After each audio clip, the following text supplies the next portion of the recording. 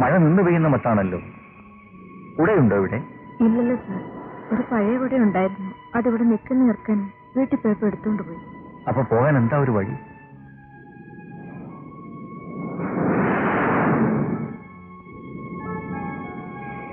സാറിന് വേണമെങ്കിൽ ഈ ബെഞ്ച് ചേർത്തിട്ട് തരാം. കിടന്നുറങ്ങി മഴ തോർന്നിട്ട് പോകാം. അതേ നടക്കത്തുള്ളൂ, അല്ലാതെ ഈ മഴയത്തിപ്പോ എങ്ങനെ പോകാനാ?